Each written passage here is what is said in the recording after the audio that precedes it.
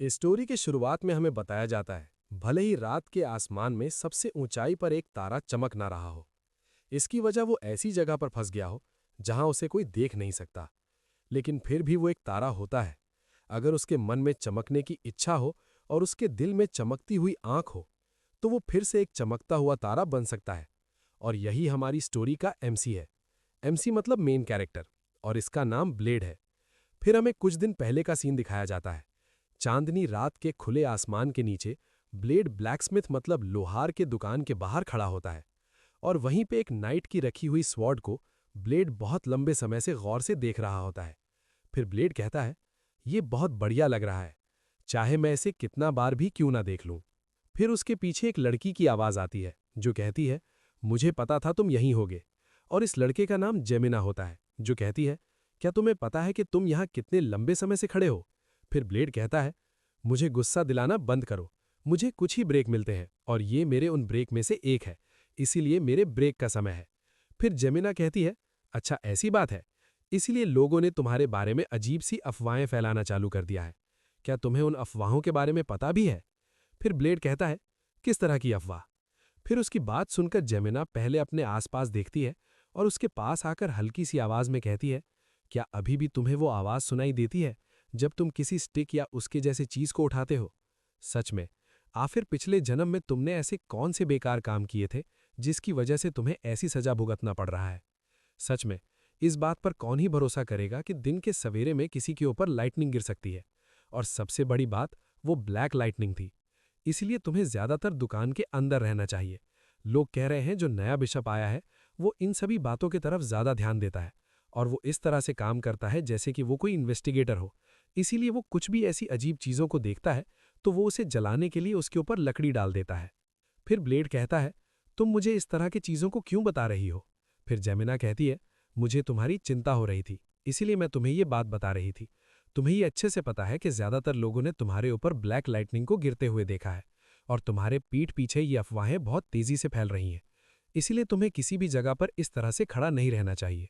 अगर मान लो चर्च तुम्हें यहां से ले चली गई तो क्या होगा। फिर ब्लेड कहता है, कोई भी मुझे ऐसे ही नहीं ले जा सकता, जबकि मैं तो सिर्फ तलवार को देख रहा हूं। फिर जेमिना कहती है, अगर वो तलवार तुम्हें पसंद है तो क्यों ना तुम उसे खरीद लो। फिर ब्लेड कहता है, मैं उसे नहीं खरीद सकता क्योंकि वो काफी महंगी है। फिर जेमिना कहती है, लेकिन ये कितना ज्यादा महंगा हो सकता है, ये तो सिर्फ छोटी बस्तियों के ब्लैकस्मिथ के द्वारा बनाया गया एक स्वॉर्ड है। अगर ये इतना ही ज्यादा महंगा है तो मैं इसे खरीदने में तुम्हारी मदद कर सकती हो। फिर ब्लेड कहता है, इसकी कीमत 5 गोल्ड कॉइन्स है। ये बात सुनकर जेमिना भी हैरान हो जाती है और कहती है, ये किस तरह का बकवास है, ये तो सिर्फ जंग लगे लोहे से बना एक मामूली स्वॉर्ड है, इतने पैसे से तो मैं बहुत कुछ खरीद सकती हूँ। फिर ब्लेड कहता है, तुमने सही कहा, अगर इतना पैसा तुम्हारे पास हो तो तुम्हें तो साल भर काम करने की जरूरत ही नहीं पड़ेगी। फिर ये बात सुनकर ब्लैकस्मिथ गुस्से से चिल्लाते हुए कहता है, इसे जंग लगे लोहे से बना स्वॉर्ड किसने कहा। और वो बहुत तेजी से आते हुए कहता है, जल्दी से यहां से दफा हो जाओ, ये कुछ ऐसी चीज नहीं है जो तुम जैसे छोटे बस्तियों के बच्चों के लिए है, इसलिए यहां से चले जाओ। फिर जेमिनाई कहती है, यहां पर ऐसा कौन ही होगा जहां इस जैसे बस्ती के लोग देखेंगे और उसे खरीदेंगे। तो क्या ये चीज तुम्हें दिखाई नहीं दे रहा, या ये बात तुम्हें समझ में नहीं आ रहा है। क्या तुम्हारा दिमाग पूरी तरह से खराब हो गया है बूढ़े आदमी। फिर वो ब्लैकस्मिथ और ज्यादा गुस्सा हो जाता है और गुस्से से कहता है, तुम्हें बड़ों से बात करने का बिल्कुल भी मैनर्स नहीं है। फिर जेमिना कहती है, तुम इतना ज्यादा गुस्सा क्यों हो रहे हो, एक ऐसी तलवार बनाकर जिसे सिर्फ नाइट ही यूज कर सकते हैं। नाइट्स मतलब सोल्जर या वॉरियर होता है। फिर वो कहती है, लगता है तुम्हारा मरने का समय नजदीक आ गया है, इसीलिए तुम्हारा दिमाग भी कमजोर हो गया है। जिसकी बातें सुनकर इस बार ब्लैकस्मिथ का गुस्सा 7वें आसमान पर चला जाता है और वो गुस्से से कहता है, हाँ, मेरा समय अब खत्म हो गया है, तो क्यों ना तुम अपने दुकान में जाओ और वहां जाकर बर्तन धो। और ये बात सुनकर जेमिना भी थोड़ा गुस्सा हो जाती है और कहती है, आखिर तुमने मुझसे क्या कहा, मैं जवान होने वाली एक लेडी हूं। फिर ब्लेड उसे सर से पकड़ता है और उसे ले जाते हुए कहता है, तुम उसकी बातों पर ध्यान मत दो। और जेमिना और ब्लैकस्मिथ एक दूसरे से बहस कर रहे होते हैं। फिर ब्लेड ब्लैकस्मिथ से कहता है, ठीक है, अब हम लोग यहां से जा रहे हैं। लेकिन जेमिना जाते हुए भी कहती है, मुझे छोड़ दो, मैंने कुछ भी गलत नहीं किया है। और उनके पीछे ब्लैकस्मिथ होता है जो गुस्से से कहता है, तुम लोग बकवास करना बंद करो और यहां से दफा हो जाओ। फिर ब्लैकस्मिथ जाते हुए कहता है, सच में इसके मुंह में काफी ज्यादा जहर भरा हुआ है, पर मैंने इसे पहले काफी ज्यादा खाना दिया था। मुझे नहीं लगा था कि वो बाद में कुछ ऐसा बन जाएगी। फिर उसकी नजर नीचे की तरफ जमीन पर जाता है, जहां पर ब्लेड खड़ा था, और दिखाया जाता है वहां पर ब्लेड के पैरों का निशान बन गया था, जिसे देखकर वो ब्लैकस्मिथ सोचने लगता है वो कितने लंबे समय से यहां खड़ा था कि जमीन पर यहां एक गहरा गड्ढा बन गया है। फिर वो निराश होते हुए कहता है उसे इस तरह से इस तलवार को देखना बंद कर देना चाहिए।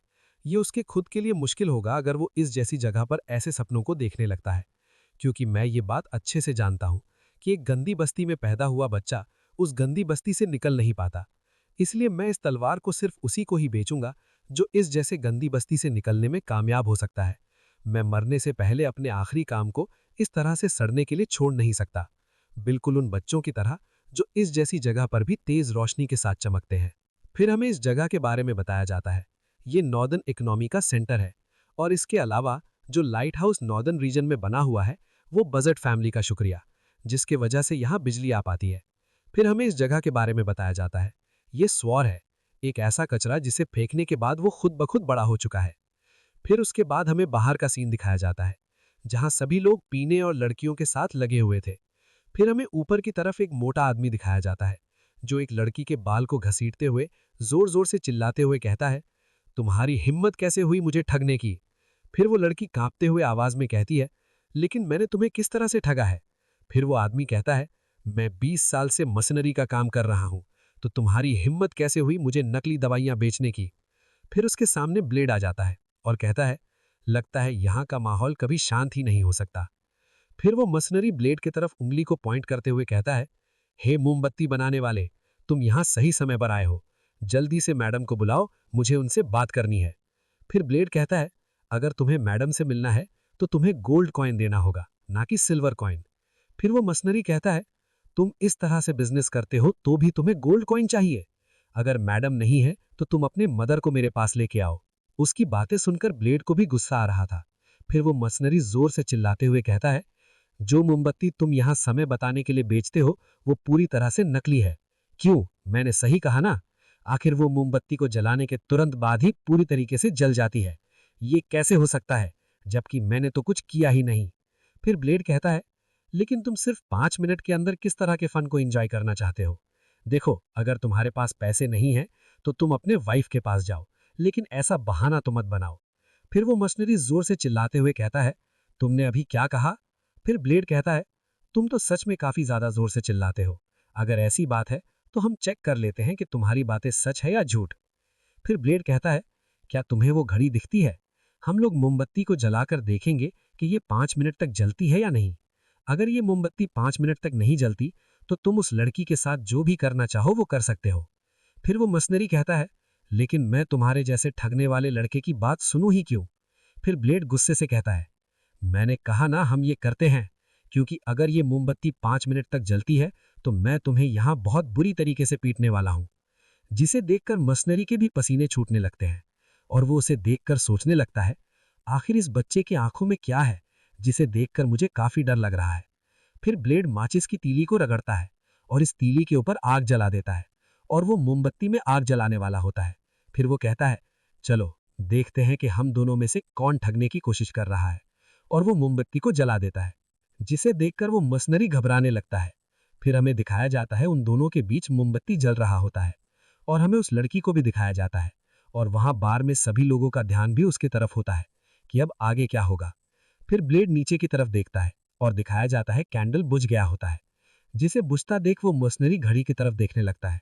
पर वो इतना ज्यादा घबरा गया था कि मोमबत्ती के जलने से पहले घड़ी के समय को देखा ही नहीं था, और इस वजह से वो बहुत परेशान हो जाता है और सोचने लगता है कि पहले टाइम क्या था। लेकिन ब्लेड उसे सोचने का मौका नहीं देता और स्टिक से जोर से उसके चेहरे पर मार देता है, जिस वजह से उसके नाक से खून निकलने लगा था, और ब्लेड ने उसे स्टिक से इतना जोर से मारा था कि वो वहीं पर गिर जाता है। फिर ब्लेड कहता है पूरे 5 मिनट हो चुके हैं, और वो उसे लात मारते हुए एक रूम के अंदर ले जाता है। और जब वो रूम के अंदर आ जाता है तो ब्लेड रूम को अंदर से बंद कर देता है और गुस्से से कहता है आज के दिन मैं तुम्हारी ऐसी हालत करूंगा कि तुम इसे पूरी जिंदगी याद रखोगे। जिसे सुनकर वो मशीनरी बहुत ज्यादा घबरा जाता है और कांपते हुए आवाज में कहता है रुको रुको। लेकिन ब्लेड उसकी बात कहाँ सुनने वाला था। वो अपने स्टिक को पकड़ता है और उस मशीनरी को दे दनादन मारने लगता है। फिर ब्लेड कहता है तुम हो जो हमें ठग रहे थे। आखिर तुम जैसा मोटा आदमी एक मर्सनरी कैसे हो सकता है? तुमने मुझसे क्या कहा था कि तुम अपनी मदर को लेके आओ? लेकिन अगली बार मुंह खोलने से पहले इस बात का ध्यान रखना कि उन लोगों से मत उलझना जिन लोगों की मां नहीं होती। और वो उसी के साथ उसे लगातार पीट रहा होता है। फिर हमें अगले दिन का सीन दिखाया जाता है, जहां ब्लेड जॉर्ज से कहता है, ऐसे लगता है कोई हमारे मोमबत्तियों के साथ छेड़छाड़ कर रहा है। वो मोमबत्ती 5 मिनट तक नहीं चली थी।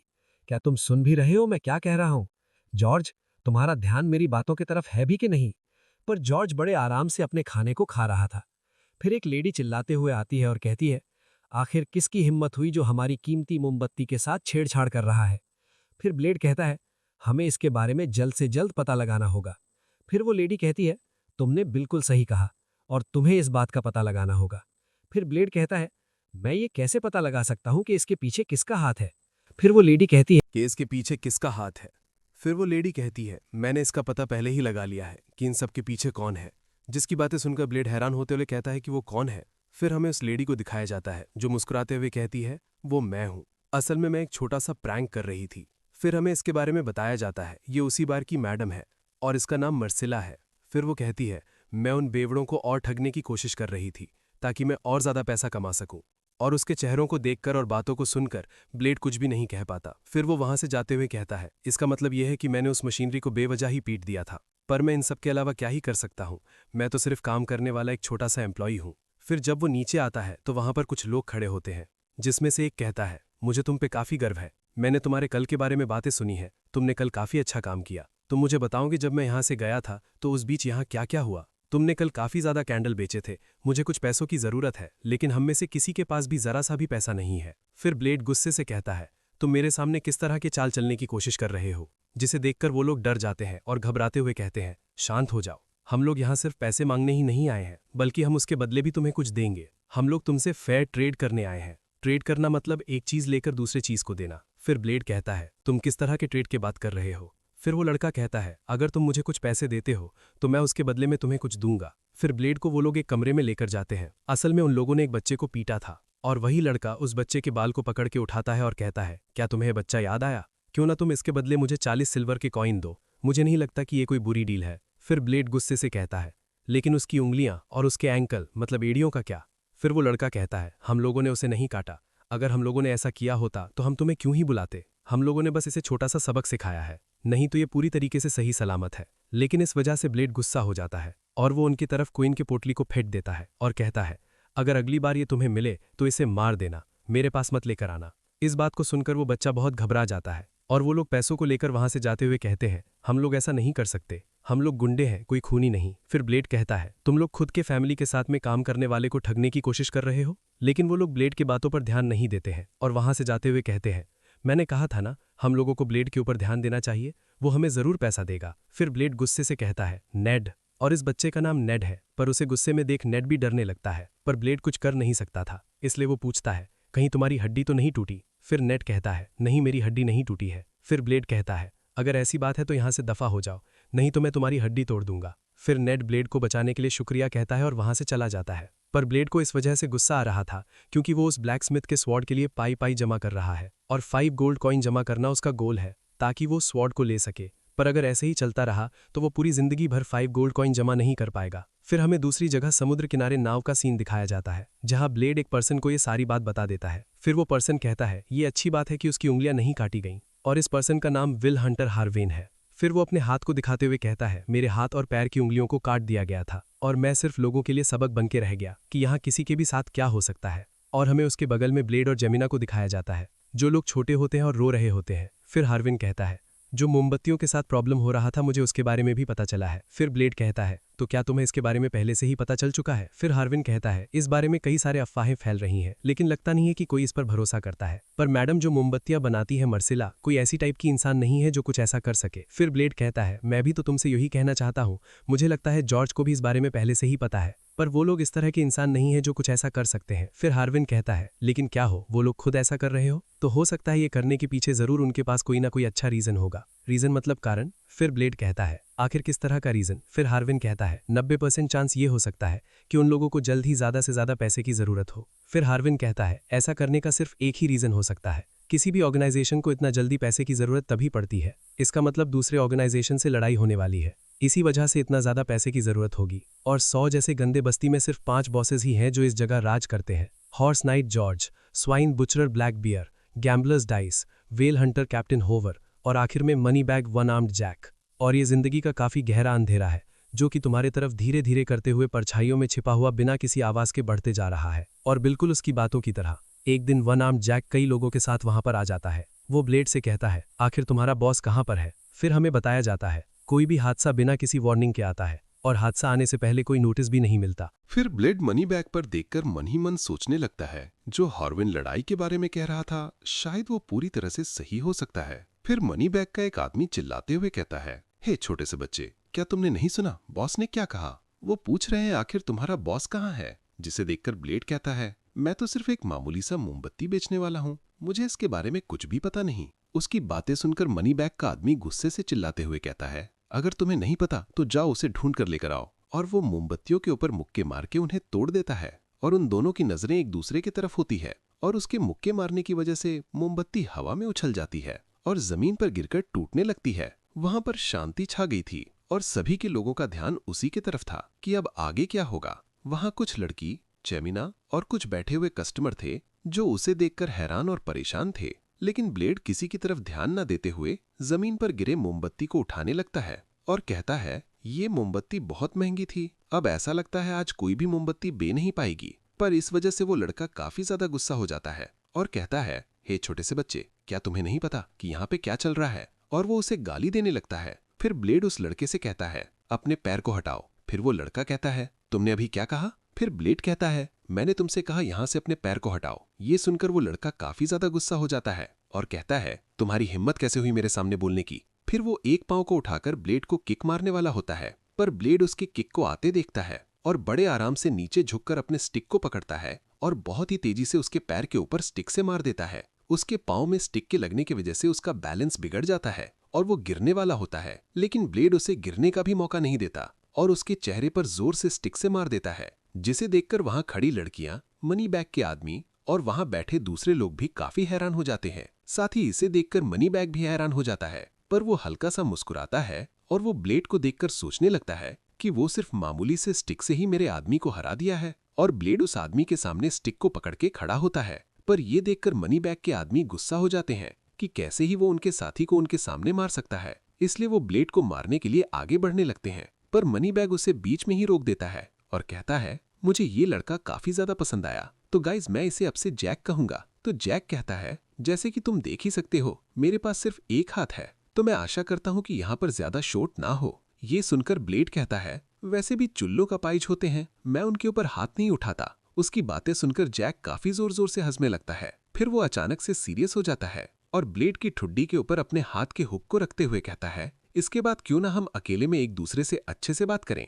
और मैं इसे देखूंगा कि मैं इस बार यहाँ से कौन से गुंडे को लेकर जाता हूँ। लगता है तुम्हें ये बात नहीं पता, लेकिन वो गुंडे काफी ज्यादा आसानी से मर जाते हैं। फिर वहां पे जॉर्ज आ जाता है जो चिल्लाते हुए कहता है, जैक लगता है यहाँ पर कुछ हुआ है। फिर उन दोनों का ध्यान भी जॉर्ज की तरफ जाता है। फिर दिखाया जाता है जॉर्ज कुछ लोगों के साथ आ रहा होता है और वो कहता है, अगर तुमने मुझे बताया होता कि तुम यहाँ आने वाले हो तो मैं तुम्हारे लिए पहले से ही मांस तैयार करके रखा होता। फिर जैक कहता है, बस करो, हम दोनों एक दूसरे के इतने भी करीब नहीं है कि तुम मेरे आने की खुशी में ऐसा तैयारी करके रखे होते। फिर जॉर्ज कहता है, चलो ठीक है, अब हमारे मेहमान आ चुके हैं तो क्यों ना हम ऊपर जाकर बात करें। फिर जैक कहता है, खाने को छोड़ दो, क्या तुम्हारे पास पीने के लिए कुछ अच्छा है? फिर जॉर्ज कहता है, जब मेहमान नवाजी की बात आती है तो मर्सिला किसी को भी निराश नहीं करती। फिर जैक कहता है, अगर ऐसी बात है तो चलो हम ऊपर चल के ही बात करते हैं। फिर वो लोग जैसे ही यहाँ से ऊपर जाते हैं, ब्लेड एक रात की सांस लेता है और कहता है, मैं तो लगभग मरने ही वाला था। फिर वो अपने मोमबत्तियों को देखने लगता है, जिसे देखकर वो सोचने लगता है, न जाने इसमें से कितने सारे टूट गए होंगे। फिर वो उन्हें इकट्ठा करके ले जाने लगता है। तभी उसे जैक की आवाज सुनाई देती है जो कहता है, हे राइजिंग स्टार, लगता है तुम्हारा बॉस किसी की भी तारीफ करने में पीछे नहीं हटता। मुझे लगा था मैं दूसरे के कैरेक्टर को देखने में काफी ज्यादा अच्छा हूँ, पर तुम जब एक बार इस मोमबत्ती के जलते हुए धुएं से ठग जाओ तो तुम मेरे पास आकर मेरे साथ मिलकर काम कर सकते हो। फिर ब्लेड कहता है, मुझे दूसरा काम करने का जरा सा भी एक्सपीरियंस नहीं है, क्योंकि वो लोग मुझे खाने, रहने और सोने की जगह देते हैं, साथ ही वो लोग मुझे पैसे भी देते हैं। फिर जैक जोर जोर से हंसने लगता है और कहता है, ये चीज तुम्हारे लिए तो हम लोग भी कर सकते हैं। फिर वो जाते हुए ब्लेड की तरफ एक कॉइन को उछालता है और कहता है, ये उन मोमबत्तियों के लिए है जो मेरे आदमी ने तोड़ दिया था। फिर ब्लेड जैसे ही उस कॉइन को कैच करता है तो उसे पता चलता है कि ये एक गोल्ड कॉइन है, जिसे देखकर ब्लेड कहता है, ये तो उन मोमबत्तियों के लिए काफी ज्यादा है। फिर जैक कहता है, अगर तुम मेरे लिए काम करते हो तो तुम्हें इससे काफी ज्यादा मिल सकता है। उसके बाद वो अपने साथ अपने सभी लोगों को वहां से लेकर चले जाता है,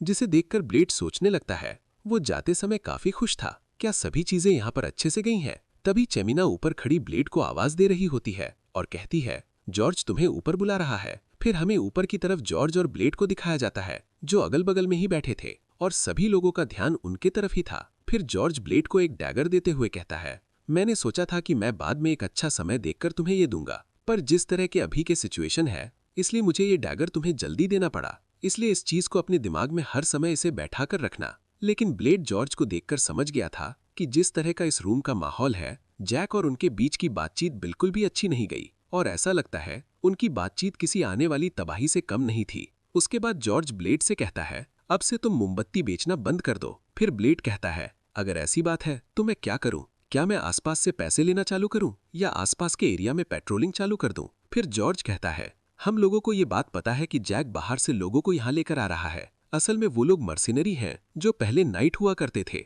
फिर ब्लेड कहता है, बिल्कुल तुम्हारी तरह, जैसे तुम थे। फिर जॉर्ज कहता है, हाँ तुम ऐसा कह सकते हो, बिल्कुल मेरी तरह। फिर ब्लेड कहता है, माना कि जैक के पास नंबर में कई सारे लोग हैं, पर इन सब के बावजूद भी एक फॉर्मल नाइट जो कि जॉर्ज है, उससे निपटना उनके लिए काफी मुश्किल है, क्योंकि भेड़ों का झुंड भेड़िया से टक्कर नहीं ले सकते। लेकिन बाहर से लाए गए नाइट्स जिनका लेवल शॉर्ट्समैन के बराबर है, तो इसका बैलेंस बिगड़ सकता है। फिर जॉर्ज कहता है, ये बात सच है कि हम लोग काफी ज्यादा नुकसान में हैं, इसलिए हमें तुम्हारी जरूरत है। जिसकी बातें सुनकर ब्लेड को कुछ समझ में नहीं आता। फिर जॉर्ज उससे कहता है, मैं तुम्हें सबसे पहला मिशन देने वाला हूँ। फिर हमें हार्विन के बारे में बताया जाता है, जो एक अपाहिज पर्सन है और उसके हाथ पांव की उंगलियां नहीं है और वो ठीक से चल भी नहीं सकता, पर उसका दिमाग तेज रहने की वजह से वो इस जगह रहना सीख गया और उसने मैथमेटिक्स सीखा और इस तरह से वो कैप्टन हुअर के लिए काम करने लगा। और ये चीज देखकर मैं अच्छे से समझ गया हूँ कि अगर तुम किसी भी चीज को सीखने में काफी ज्यादा मेहनत करते हो तो वो मेहनत एक ना एक दिन तुम्हें जरूर मीठा फल देगा।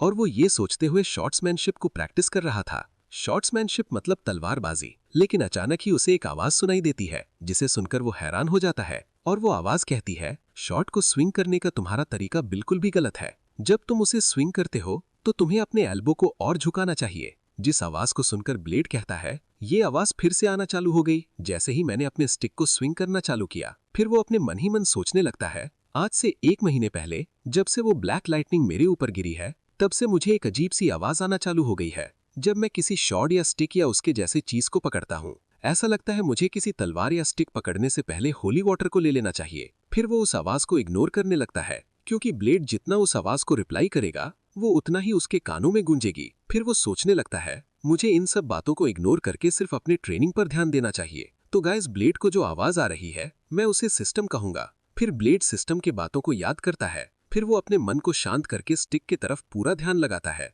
फिर वो बहुत तेजी से अपने आंखों को खोलता है और सामने की तरफ एक जोरदार स्ट्राइक मारता है। और ये स्ट्राइक मारने की वजह से ब्लेड को भी ये महसूस हो जाता है कि ये पहले से काफी अलग है। पहले मैं अपने स्टिक को सिर्फ ऐसे ही घुमाया करता था, लेकिन इस बार स्विंग करने से मुझे ऐसा महसूस हो रहा है जैसे कि ये कोई शॉर्ट पाथ हो। फिर ब्लेड घबराते हुए सोचने लगता है, आखिर ये आवाज कैसी है जिसकी वजह से मैं कुछ ऐसा कर पा रहा हूँ। फिर हमें दूर अंधेरी रात का सीन दिखाया जाता है, जहाँ पहाड़ों पर बर्फ गिर रही थी और एक पर्सन अपने तलवार के खून को पोंछते हुए कहता है, तुम एक्सपीरियंस को बेवकूफ नहीं बना सकते। इस सर्दी की हवाएं इतना ज्यादा ठंडी है कि मैं इसे अपनी हड्डियों तक महसूस कर सकता हूँ। फिर वो किसी दूसरे पर्सन को सेंस कर लेता है और कहता है, या तो तुम काफी ज्यादा बेवकूफ हो या तो तुम्हारा इरादा ही बेवकूफ भरा है। फिर वो पर्सन थोड़ी आगे आता है और कहता है, मुझे नहीं पता कि तुम कौन हो, लेकिन तुम बाहर आ सकते हो। मैं तुम्हें कुछ नहीं करूंगा। मैं यहाँ पर आ चुका हूँ। लेकिन उसके बावजूद भी कुछ देर तक वहां से कोई आवाज नहीं आती। फिर वहीं पर से एक पर्सन आता है जो कहता है, क्या तुम स्टिंगा हो? फिर वो दूसरा पर्सन कहता है,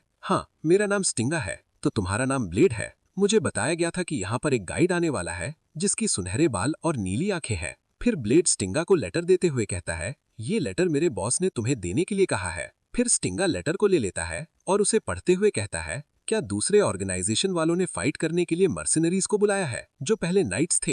अच्छा, इसी वजह से उसे मेरी मदद की जरूरत है। फिर ब्लेड कहता है, तो ठीक है, मैं आपको वहां जाने का रास्ता दिखाता हूँ। अगर हम लोग अभी यहाँ से चलना शुरू करते हैं तो हम लोग 2 दिन में पहुंच जाएंगे। फिर स्टिंगा ब्लेड को देख रहा था। उसके बाद वो कहता है, मुझे नहीं लगता मैं किसी को भी बेवकूफों की तरह फॉलो कर सकता हूँ। फिर ब्लेड कहता है, मैं इस काबिल तो हूँ कि मैं आपको सही रास्ता दिखा सकता हूँ। फिर स्टिंगा कहता है, लेकिन ऐसा मुझे नहीं लगता। मुझे नहीं लगता कि तुम होशियार हो, नहीं तो तुम इस तरीके से बेवकूफों वाला काम नहीं करते। जिसकी बात सुनकर स्टिंगा को काफी गुस्सा आ रहा होता है और ब्लेड भी गौर से उसी की तरफ देख रहा होता है। फिर वो कहता है, इसलिए इस बात का ध्यान रखना कि तुम मेरे पीछे पीछे अच्छे से आओ। इसके अलावा मैं अपने पहले मिशन को बिल्कुल भी खराब नहीं करना चाहता। फिर स्टिंगा एक उदास भरा फेस बनाते हुए मन ही मन सोचने लगता है, मैं इसे जानबूझकर डराने की कोशिश कर रहा था, लेकिन इसने तो मुझे पूरी तरह से इग्नोर ही कर दिया। फिर वो हल्का सा मुस्कुराता है और सोचने लगता है, शायद यही वजह हो सकता है जिस वजह से जॉर्ज इसे काफी ज्यादा पसंद करता है, या ये लड़का सच में उसके भरोसे के काबिल है। फिर वो लोग आगे की तरफ बढ़ना चालू कर देते हैं। फिर हमें कुछ देर बाद का सीन दिखाया जाता है जहां वो लोग किसी गुफा के नीचे आग जलाकर बैठे होते हैं। ब्लेड स्टिंगा की तरफ घूर घूर के देख रहा था और उसे घूरता देख स्टिंगा भी देख लेता है। तो फिर वो पूछता है, तुम मुझे इस तरह से घूर घूर के क्यों देख रहे हो? क्या ये तुम्हारा पहली बार है जब तुमने किसी रिटायर्ड नाइट को देखा है? फिर ब्लेड कहता है, इतने करीब से? हाँ, पहली बार मैंने रिटायर्ड नाइट को देखा है। फिर स्टिंगा कहता है, तब तो तुम एक कुएं के मेंढक हो। फिर ब्लेड कहता है, तो तुम कहाँ से आए हो? फिर स्टिंगा कहता है, मैं डीकिया से आया हूँ। फिर ब्लेड कहता है, तब तो ये कुएं से भी ज्यादा पत्थर जगह है। फिर स्टिंगा कहता है, इस बात का अच्छे से ध्यान रखना कि तुम अपना रास्ता न भूलना, नहीं तो मैं बीच तुम अपना रास्ता ना भूलो, नहीं तो मैं बीच से ही तुम्हें 2 टुकड़ों में काट दूंगा। फिर ब्लेड कहता है, तुम्हें इस तरह के बात करने की जरूरत नहीं है। मैं जानता हूं कि नाइट इस तरह के बातें सिर्फ लोगों को डराने के लिए करते हैं, पर साथ ही वो खाने का सामान भी निकाल लेता है।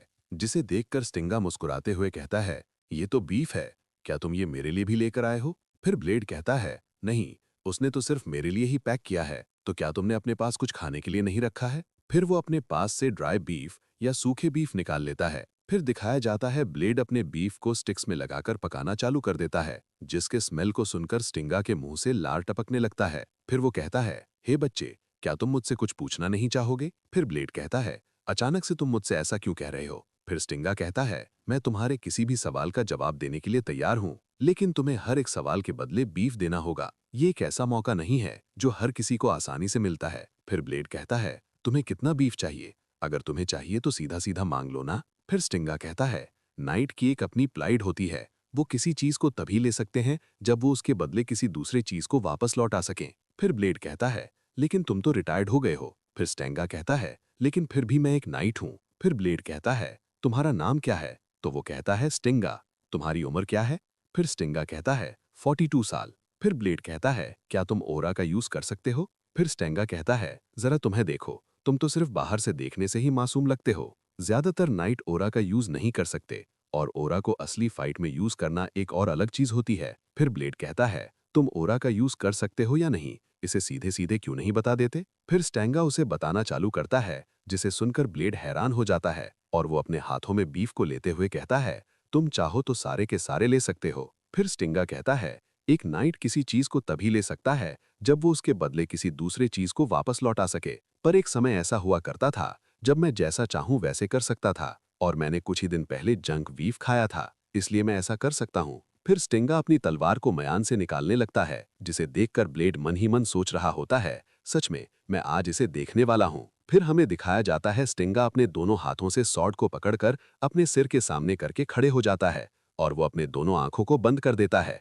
फिर वो अपनी एक आंख को खोलता है। फिर ब्लेड कहता है, तुम आखिर क्या कर रहे हो? फिर स्टिंगा कहता है, इसे अपने वर्ल्ड के गहराई में सोल के अंदर से बाहर निकालना पड़ता है, इसलिए बच्चे इसे काफी गौर से देखना, क्योंकि ये एक नाइट का एसेंस होता है और उसके आंखों से ओरा रिलीज होने लगता है। फिर वो अपने सॉर्ड के ऊपर ओरा को रिलीज करने लगता है, और वो जैसे ही अपने आंखों को खोलता है उसके आसपास से काफी ज्यादा ओरा रिलीज होने लगता है, जिस वजह से आसपास रोशनी हो जाती है। ब्लेड उस रोशनी को देखकर सोचने लगता है, तो इसे कहते हैं ओरा। फिर दिखाया जाता है स्टिंगा की सॉर्ड जो ओरा से कवर होती है, जिसे देखकर ब्लेड भी बहुत खुश हो जाता है। फिर कुछ देर बाद हमें दिखाया जाता है वो लोग स्वार पहुंच जाते हैं। फिर स्टिंगा कहता है, मुझे काफी ज्यादा बेकार सा महसूस हो रहा है, जैसे कि मैं कोई सुअर हूं। ये अच्छा होता अगर ये थोड़ा सा सूखा होता, तो क्या ये अच्छा होगा कि मैं एक नाइट के जगह सुअर के जैसे लगूं? मैं इस बारे में बात नहीं कर रहा हूं कि मैं कैसे देख रहा हूं, मैं तो अपने मन की बात कर रहा हूं। तुम्हें पता है ना कि मेरी एक नाइट की प्राइड है। आखिर मुझे इस नाले से जाने की क्या जरूरत है? फिर ब्लेड कहता है, तुम्हें यहाँ लाना काफी बड़ा सीक्रेट है, इसलिए मुझे ये कहा गया था कि मैं तुम्हें पीछे के रास्ते से लेकर आऊं।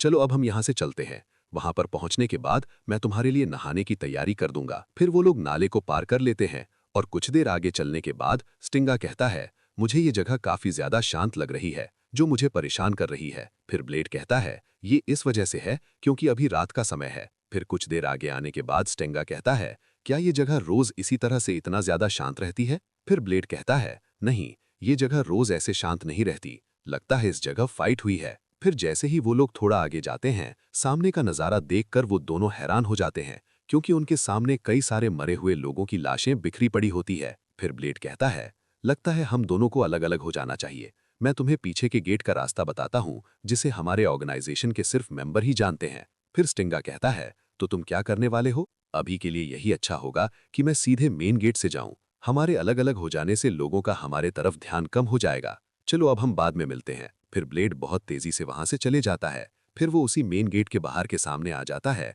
जहां फिर ब्लेड गेट खोल के अंदर जाता है और वो हाँपते हुए सामने देखता है और दिखाया जाता है वो जगह पूरी तरह से तहस नहस हो गई थी। फिर जॉर्ज ब्लेड को देखकर कहता है, तुम सेफ हो, तुमने बहुत अच्छा काम किया। जैक ने पहले ही अपने लोगों के साथ मिलकर हमारे ऊपर अटैक कर दिया और जैसे मैंने उम्मीद किया था, उसके पैसों से बुलाए हुए मर्सनरी एक अलग ही लेवल पर हैं। फिर ब्लेड कहता है, क्या तुम्हारी हालत ठीक है? फिर जॉर्ज कहता है, मैं यहाँ काफी लंबे समय से लड़ रहा था और मैं एक ऐसे मर्सनरी से लड़ा जो एक नाइट के लेवल का था, जिस वजह से मेरी ऐसी हालत हो गई, पर आखिर में मैंने उसे हरा दिया। फिर वो कहता है, पर इन सबसे बड़ी बात यह है कि तुम उसे लाने में यहाँ कामयाब हो गए। फिर ब्लेड कहता है, हाँ, मैं उसे लेकर आया हूँ, पर मेन गेट पर कुछ लोग थे, इसलिए मैंने उसे पिछले गेट का रास्ता बता दिया था। वो कुछ ही समय में यहाँ पर आता ही होगा। फिर जॉर्ज कहता है, तब तो ये काफी अच्छा मौका है, हम कल जैक के ऊपर जाकर अटैक कर सकते हैं और कल हम इस फाइट को पूरे जड़ से ही खत्म कर देंगे। फिर जॉर्ज स्टिंगा के बारे में पूछता है कि वो कैसे हैं, क्या वो पूरी तरह से ठीक हैं? फिर ब्लेड कहता है, वो देखने में काफी अच्छा लग रहा था और वो साथ ही साथ हेल्दी भी लग रहा था। फिर जॉर्ज कहता है, लगता है उसने अपने वेट को कम कर लिया है। खैर, लंबी जिंदगी जीना है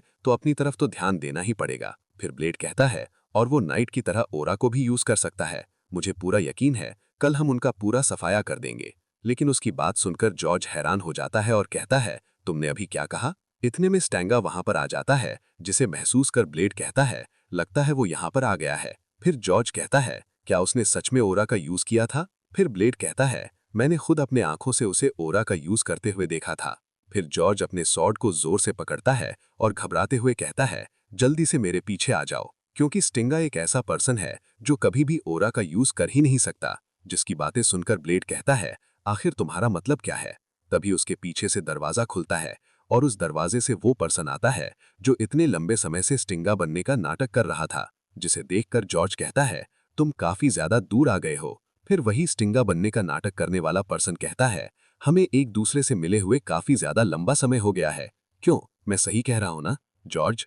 फिर हमें 2 दिन पहले का सीन दिखाया जाता है, जब वो अपने स्वेट से खून को पोंछ रहा था। फिर वो कहता है, अपनी उम्र को हम बेवकूफ नहीं बना सकते, ऐसा लग रहा है कि सर्दियों की ठंडी हवाएं मुझे हड्डी तक महसूस हो रही हैं। फिर वो पीछे की तरफ मुड़ता है और कहता है, ये बात तो कहना पड़ेगा कि तुम सच में काफी बड़े बेवकूफ हो। फिर हमें दिखाया जाता है वहाँ स्टैंगा मरा पड़ा होता है। फिर हमें प्रेजेंट का सीन दिखाया जाता है। स्टैंगा का वो बेरूपिया जॉर्ज के सामने स्वॉर्ड को पकड़े खड़ा होता है और कहता है, तुम काफी बदल चुके हो। फिर जॉर्ज कहता है, तुम इतने लंबे समय के बाद आखिर क्यों आए हो? फिर स्टैंगा का वो रुपया कहता है, काउंट गैदर मर चुके हैं, इसे अभी तक अनाउंस नहीं किया गया क्योंकि कुछ प्रॉब्लम्स आ गई थी, पर कुछ ही समय के बाद इस बात को सभी लोग जान जाएंगे। और वो साथ ही शराब को गिलास में भर रहा था। फिर वो कहता है, उस बेवकूफ काउंट गैदर के मरने की खुशी में चलो चीयर्स करो। पर उसे ऐसा बोलता देख जॉर्ज को बहुत ज्यादा गुस्सा आ जाता है और स्वॉर्ड को पकड़ के उसके तरफ अटैक करने के लिए बहुत तेजी से कूद पड़ता है। फिर वो बहरूपिया कहता है, नए काउंट गैदर सेगमेंट के लिए चीयर्स करो, पर जॉर्ज उसके तरफ एक जबरदस्त स्वॉर्ड स्ट्राइक लगा देता है, जिससे आसपास की जगह तहस नहस हो जाती है। पर जॉर्ज, मर्सिला और ब्लेड तीनों देखकर ये हैरान हो गए थे कि इतने जबरदस्त अटैक खाने के बावजूद भी उसे एक खरोच तक नहीं लगा और वो जॉर्ज के पीछे जाकर खड़ा हो गया था। तो गाइस, इसका नाम गॉर्डन है, तो अब इसे गॉर्डन हो कहेंगे। फिर जॉर्ज गॉर्डन के नाम को लेकर गाली देना चालू कर देता है और अपने स्वॉर्ड को पकड़कर पीछे की तरफ मुड़ के उसकी तरफ अटैक करने लगता है और उन लोगों की तलवार फिर से टकराती है, जिसकी वजह से एक जबरदस्त प्रेशर रिलीज होता है। पर जॉर्ज कुछ ही समय पहले नाइट लेवल के मर्सिनरी से लड़ाई किया होता है, इसलिए वो अपनी पूरी ताकत नहीं लगा पाता है। फिर गॉर्डन कहता कहता है, तुम्हें हमारे पास वापस लौट जाना चाहिए, ये हमारे नए काउंट गैदर सिगमंड का पहला ऑर्डर है। फिर जॉर्ज गुस्से से चिल्लाते हुए कहता है, सिगमंड मेरा लॉर्ड नहीं है और मैं उसके ऑर्डर को नहीं मानूंगा। फिर गॉर्डन कहता है, काउंट सिगमंड ने भी ये उम्मीद की थी कि तुम इतना आसानी से उनके ऑर्डर को नहीं मानोगे और वो चाहते भी नहीं है कि तुम दोबारा आओ, इसीलिए उन्होंने मुझे भेजा है। फिर हमें दिखाया जाता है आसपास की जगह तहस नहस हो जाती है और उन दोनों के बीच काफी घमासान फाइट हो रही थी, जहां वो दोनों मारने के इरादे से एक दूसरे के ऊपर पूरी ताकत से अटैक कर रहे थे। पर बार बार गॉर्डन उसके स्वॉर्ड स्ट्राइक को या तो डिफ्लेक्ट कर रहा था या तो डॉज कर रहा था, पर इसके वजह से मर्सिला को काफी दिक्कत हो रही थी, इसीलिए ब्लेड उसे बचाकर बाहर की तरफ ले जाता है। फिर वो लोग बाहर आ जाते हैं। उनके बाहर आने के बाद हमें पता चलता है कि वो लोग ऊपर वाले फ्लोर में थे और उन लोगों की लड़ाई भी ऊपर वाले फ्लोर में ही हो रही है और नीचे के लोग चिल्ला चिल्ला कर कहते हैं, ब्लेड ऊपर में क्या हो रहा है। फिर ब्लेड भी चिल्लाते हुए कहता है, जॉर्ज का अंदर फाइट हो रहा है और उसे तुम लोगों की जरूरत है। इससे पहले वो आगे कुछ कह पाता, जॉर्ज पीछे से आगे की तरफ फेंक आता है, जिसे देखकर ब्लेड और मर्सिला दोनों हैरान हो जाते हैं और वो ऊपर से सीधा नीचे की तरफ गिरने लगता है, जिसे देखकर नीचे खड़े लोग भी काफी हैरान हो जाते हैं। फिर गॉर्डन ऊपर वाले फ्लोर की दीवार को तोड़ के बाहर निकल जाता है। फिर गॉर्डन कहता है, तुम्हारा चॉइस हमेशा से पहले की तरह सीधा साधा है। फिर जॉर्ज ऊपर से नीचे की तरफ बहुत तेजी से गिरता है और जब वो नीचे की तरफ गिरता है तो उसके आसपास के लोग कहते हैं, बॉस क्या हुआ, आप ठीक तो है ना। और जॉर्ज दर्द से करा रहा होता है। फिर वो कांपते हुए धीरे धीरे करके उठने की कोशिश करता है, जिसे ऊपर की तरफ खड़े होकर गॉर्डन देख रहा होता है, लेकिन अचानक से उसके तरफ एक डैगर का अटैक होता है, जिस डैगर को गॉर्डन अपने स्वर्ड से डिफ्लेक्ट कर देता है। फिर हमें दिखाया जाता है डैगर को फेंकने वाला ब्लेड होता है जो गॉर्डन की तरफ अटैक किया होता है। फिर वो दोनों की नजरें एक दूसरे के ऊपर पड़ती है। फिर गॉर्डन वहीं से जंप लगाकर नीचे की तरफ कूद जाता है, जिसे देखकर ब्लेड जॉर्ज को चिल्लाते हुए कहता है, जल्दी से वहां से हटो, वो तुम पर अटैक कर रहा है। लेकिन जॉर्ज की हालत खराब होती है, इसीलिए उसे उठने में मुश्किल हो रही है। तभी गॉर्डन डायरेक्ट उसके पास ही स्वॉर्ड स्ट्राइक लगाता है, लेकिन जॉर्ज उसके स्ट्राइक से बच जाता है और वो साइड की तरफ आ जाता है और गॉर्डन उसके सामने ही स्वॉर्ड पकड़ के खड़ा रहता है। फिर वो कहता है, उस दिन तुमने उस ऑर्डर को फॉलो क्यों नहीं किया था। फिर जॉर्ज कहता है, मैं एक इंसान हूं, मैं किसी कुत्ते की तरह किसी भी ऑर्डर को फॉलो नहीं कर सकता। फिर गॉर्डन गुस्से से कहता है, तुम एक इंसान नहीं बल्कि तुम एक नाइट हो। फिर हमें दिखाया जाता है जॉर्ज के आसपास उसके आदमी इकट्ठा हो गए थे जो उसके साथ लड़ने के लिए तैयार थे, जिसे देखकर गॉर्डन कहता है, ये रात काफी लंबी हो गई है और काफी गहरी भी, अब मैं बस आराम करना चाहता हूँ। फिर वो अपनी आंखों को बंद कर लेता है, जिसे देखकर ब्लेड तेजी से उसकी तरफ जाने लगता है, पर वो जब गॉर्डन को देखता है तो हैरान हो जाता है क्योंकि गॉर्डन अपने स्वर्ड में ओरा को यूज कर रहा था। फिर ब्लेड चिल्लाते हुए कहता है, नहीं ऐसा मत करो। फिर दिखाया जाता है गॉर्डन की आंखों से ओरा रिलीज होने लगता है। फिर ब्लेड फिर से चिल्लाता है, प्लीज ऐसा मत करना। फिर हमें दिखाया जाता है वहां पर जितने भी खड़े लोग थे उन लोगों के ऊपर एक लाइन बन जाता है और वही सेम लाइन जॉर्ज के ऊपर भी बना होता है। फिर दिखाया जाता है गॉर्डन अपने स्वर्ड को पकड़कर आगे की तरफ अटैक करने के लिए बढ़ जाता है और वहां जितने भी खड़े लोग थे उन सभी को गाजर मूली की तरह काटने लगता है। फिर दिखाया जाता है उसकी ओरा की रोशनी ब्लेड की तरफ भी जा रही होती है और उसकी रोशनी बार के बाहर भी जा रही होती है। फिर हमें दिखाया जाता है वो जगह तबाह हो गया होता है और उस तबाही के बीच ब्लेड घुटने के बल बैठा होता है। फिर वो खांसने लगता है और कहता है, यहाँ पर अभी क्या हुआ। फिर वो सामने देखता है तो उसके सामने लोगों की लाशें पड़ी होती है, जिसे देखकर वो काफी ज्यादा गुस्सा भी हो जाता है। फिर उसके सामने गॉर्डन आता है। फिर उसके बाद हमें जॉर्ज को दिखाया जाता है। ब्लेड को ऐसा लगता है कि उसके सामने जॉर्ज आ रहा है तो वो चिल्ला के जॉर्ज कहता है। फिर हमें ब्लेड को जमीन में नीचे गिरते हुए दिखाया जाता है, जिसे देखकर ब्लेड बहुत ज्यादा हैरान हो जाता है। फिर हमें बताया जाता है वो एक पहला इंसान था जिसने गंदे बस्ती के लड़के की मदद करने के लिए अपने हाथ को उसके सामने आगे बढ़ाया था। वो पहला जो सबसे ज्यादा स्ट्रॉन्गेस्ट पर्सन था जिसे उसने अपनी जिंदगी में पहली बार देखा था। पर जैसे ही रात के खुले आसमान में नीली चांद की रोशनी उसके ऊपर पड़ती है, उस लड़के की छोटी सी दुनिया छोटे छोटे टुकड़ों में बिखर जाती है, जिसे देखकर ब्लेड बगल में रखे स्वॉर्ड को जोर से पकड़ता है और उसके तरफ गुस्से से पागल होकर अटैक कर देता है। लेकिन गॉर्डन उसके स्वॉर्ड के अटैक से बड़े ही आराम से डॉज कर लेता है और गॉर्डन कहता है, रुक जाओ। पर वो उसके स्वॉर्ड के अटैक को महसूस करके ये समझ जाता है कि ये स्वॉर्ड पाथ है और इससे वो थोड़ा हैरान भी हो जाता है। फिर ब्लेड को देखकर सोचने लगता है, ये छोटा सा लड़का स्वॉर्ड पाथ को जानता है। फिर गॉर्डन कहता है, ये काफी तारीफ के लायक था कि दूर दराज के छोटे से बस्ती का लड़का स्वॉर्ड पाथ के बारे में जानता है। लेकिन ब्लेड तो गुस्से से पागल था और वो स्वॉर्ड से अटैक करते हुए कहता है, तुम मेरे हाथों से मरोगे। लेकिन गॉर्डन उसके पेट के ऊपर पैर से एक जोरदार अटैक करता है, जिसकी वजह से वो पीछे जाकर जमीन से घसीटते हुए दीवार पर टकराता है, जिसे देखकर गॉर्डन सोचने लगता है, मुझे यकीन नहीं आ रहा है कि इस जगह पर मुझे कोई ऐसा बच्चा मिलेगा। मेरे पैर से मारने के बाद इसने पीछे टकराने से पहले ही अपने बॉडी को मोड़ लिया, जिससे इसे कम चोट लगी। फिर ब्लेड को दिखाया जाता है जो अपने पेट को पकड़कर हाँप रहा होता है। फिर सिस्टम कहता है, हल्की हल्की सी सांस लो, तुम इस तरह से नहीं हार सकते। उसे देखकर गॉर्डन सोचने लगता है, इसे अभी मारना पूरी तरह से बेकार होगा, पर बाद में आगे चलकर ये खुद मेरे सामने स्वॉर्ड को टकराने के लिए आएगा। फिर गॉर्डन पुराने बातों को याद करने लगता है, जहां गॉर्डन नीचे घुटने के बल और जॉर्ज अपने स्वॉर्ड को पकड़कर खड़ा होता है। वहाँ जॉर्ज कहता है, गॉर्डन तुम्हें उन लोगों पे ध्यान देना चाहिए जो लोग आगे बढ़ने के काबिल होते हैं। उस बात को याद करके गॉर्डन मुस्कुराने लगता है। फिर गॉर्डन ब्लेड के सामने खड़ा हो जाता है और कहता है, हे बच्चे, क्योंकि तुमने मेरा ध्यान अपने तरफ खींचा है, नाइट अपना फेयर प्राइज लेता है। फेयर मतलब उचित या निष्पक्ष। फिर ब्लेड कहता है, आखिर तुम्हारा मतलब क्या है? फिर गॉर्डन उसके ऊपर बीफ चर्की को फेंकते हुए कहता है, नहीं, मेरा नाम स्टेंगा नहीं है और ना ही मैं 42 साल का हूँ। मैंने तुमसे ज्यादा ले लिया था, इसलिए मैं तुम्हें ये वापस कर रहा हूँ, लेकिन मैं इसका सिर ले जा रहा हूँ। मुझे नहीं पता कि इसकी कीमत क्या है, लेकिन मैंने जीता है तो इसे ले जाना मेरा अधिकार है। लेकिन इस वजह से ब्लेड काफी गुस्से में रहता है और कहता है, मैं तुम्हें मार डालूंगा। लेकिन गॉर्डन उसके बातों पे ध्यान नहीं देता और वहां से चले जाता है। और हमें ब्लेड के आंखों में गुस्से भरे आंसू दिखाई दे रहे थे, जो चीख के कह रहे थे कि वो एक न एक दिन उसे अपने हाथों से मार के जॉर्ज का बदला लेगा। फिर थोड़ी देर बाद दिखाया जाता है जेमिना ब्लेड को सहारा देकर वहां से भाग रहे थे, क्योंकि जॉर्ज के मरने के बाद उस जगह पर मनी पैक जैक का कब्जा हो चुका है, इसीलिए वो जॉर्ज के बाकी बचे लोगों को मरवा रहा है। गॉर्डन ने ब्लेड के पेट पर काफी जोर से मारा था, इस वजह से उसे अपने पेट में काफी दर्द हो रहा था, इसीलिए वो अपने पेट को पकड़कर घुटने के बल बैठ जाता है। उसे काफी दर्द दे रहा था। फिर वो थोड़ी देर पहले की बातों को याद करता है। फिर हमें दिखाया जाता है ब्लेड अपने हाथ पांव को मोड़े एक कोने में बैठ गया था, क्योंकि वो जॉर्ज के मरने की वजह से काफी उदास था। फिर उसके सामने मर्सिला आके खड़ी हो जाती है और कहती है, ब्लेड तुम क्या कर रहे हो? क्या तुम मरना चाहते हो? खड़े हो। पर ब्लेड अपनी उदासी में इतना ज्यादा डूब चुका था कि वो मर्सिला की बातों को भी नहीं सुन पाता। लेकिन इस वजह से मर्सिला काफी ज्यादा गुस्सा हो गई थी और वो ब्लेड को काफी जोरदार थप्पड़ मार देती है। फिर वो कहती है, लड़के अपने आप को संभालो। क्या तुम्हें पता है जो लोग टाउन में होते हैं और जो लोग इस जैसे गंदे बस्तियों में हमारे साथ होते हैं, उन दोनों के बीच क्या फर्क होता है? उन दोनों के बीच का फर्क एक अपॉर्चुनिटी या एक मौके का होता है। अगर वो लोग फेल हो जाते हैं फिर भी उनके पास एक मौका होता है, क्योंकि वो लोग इस चीज को अफोर्ड कर सकते हैं। लेकिन अगर हम लोग फेल हो जाते हैं तो इसके रिजल्ट में हम लोग मारे जाते हैं, तो हम इसे अफोर्ड नहीं कर सकते, इसीलिए हमें दूसरा मौका नहीं मिलता। यही हमारी किस्मत है जिससे हम जुड़े हुए हैं, इसीलिए अपनी जिंदगी में आए हुए इस दूसरे मौके को इस तरह से मत छोड़ो। और वो इस बात को ब्लेड को चीख चीख के समझाने की कोशिश कर रही थी और उसके आंखों में भी दर्द भरे आंसू थे, जिस चीज को याद करके वो सोचने लगता है। और यही चीज असल दुनिया में हाई क्लास और लोअर क्लास के बीच होता है, मतलब अमीर और गरीब के बीच फर्क होता है। फिर वो अपने दर्द को कंट्रोल करते हुए खड़े होने की कोशिश करता है। फिर उसके पास जेमिना आती है जो कहती है, ब्लेड तुम ठीक तो हो ना? अगर तुम्हें ज्यादा ही दर्द दे रहा है तो हम धीरे धीरे चल सकते हैं। फिर ब्लेड कहता है, नहीं, मैं ठीक से चल सकता हूँ, हमारे पास समय कम है। फिर पीछे से मनी पैक जैक का आदमी आ जाता है जो चिल्लाते हुए कहता है, वो लोग यहाँ पर हैं। फिर उसे देखकर वो लोग तेजी से आगे की तरफ भागने लगते हैं और उनको मारने के लिए जैक के आदमी उनका पीछा कर रहे होते हैं। फिर ब्लेड आगे भागते हुए सोचने लगता है, उन लोगों ने हमारे घोंसले को पूरी तरह से तबाह कर दिया, लेकिन भले हम उस घोंसले के कितने भी छोटे पंछी क्यों ना हो, हमें अभी के समय आसमान में अपने पंख को फैलाकर उड़ना ही होगा ताकि हम बच सकें। फिर आगे चलकर एक चौराहे पर जैक के आदमी कंफ्यूज हो जाते हैं, क्योंकि वो उन्हें नहीं देख रहे थे। फिर उन्हीं में से एक कहता है, आखिर वो छोटे चूहे कब तक भागेंगे? फिर उन लोगों का बॉस कहता है, अगर तुम उन लोगों को पकड़ लेते हो तो मैं उसके बदले तुम्हें एक अच्छा इनाम दूंगा। और ये बॉस जैक का वही लड़का होता है जिसे ब्लेड ने काफी अच्छे तरीके से पीटा था, जो गुस्से से कहता है, आखिर उसकी हिम्मत कैसे हुई मुझे सभी लोगों के सामने शर्मिंदा करने की? मैं इसका बदला जरूर लेके रहूंगा। सभी लोग जेमिना और ब्लेड को ढूंढने के लिए अलग अलग ग्रुप बनाकर निकल गए थे। फिर हमें उसी ब्लैक स्मिथ का गेट दिखाया होता है जो खुला होता है, जिसका फायदा उठाकर ब्लेड और जेमिना अंदर की तरफ आ जाते हैं। ब्लेड अपने डैगर को पकड़े गेट के पास खड़ा था और उसके साथ जेमिना अपने मुंह पर हाथ रख के भी खड़ी थी। फिर ब्लेड सोचने लगता है, अगर इसी तरह से हम छुपते रहे तो हम कभी भी यहाँ से नहीं भाग पाएंगे। फिर ब्लेड कहता है, जैसे ही सारी चीजें शांत हो जाएंगी तो तुम वापस चले जाना। फिर जेमिना कहती है, तो तुम्हारा क्या होगा? फिर ब्लेड कहता है, मैं यहाँ से भागने का कोई ना कोई रास्ता निकाल लूंगा। वैसे भी वो लोग हमारे आसपास ही हैं, इसीलिए अगर हम दोनों एक साथ भागते हैं तो हम दोनों खतरे में पड़ जाएंगे। फिर जेमिना कहती है, मैं कहीं नहीं जाऊंगी, मैं तुम्हारे साथ ही रहूंगी। फिर ब्लेड कहता है, सच में तुम कभी भी किसी की बात को नहीं मानती, बेवकूफ लड़की। कहर के क्या तुम्हें मेरे हालात को देखकर ऐसे लगता है कि मैं तुम्हें बचा सकता हूँ? और इसका जवाब जेमिना के पास भी नहीं होता, इसीलिए वो रोने लग जाती है। फिर उन्हें एक आवाज आती है जो कहता है, यहाँ पर कौन है? जिसे सुनकर ब्लेड और जेमिना दोनों हैरान हो जाते हैं। फिर जेमिना नीचे की तरफ रखे एक चाकू को उठा लेती है। फिर उनके सामने से कोई चिमनी लेके आ रहा होता है, जिसके सामने जेमिना अपने नाइफ को पकड़े।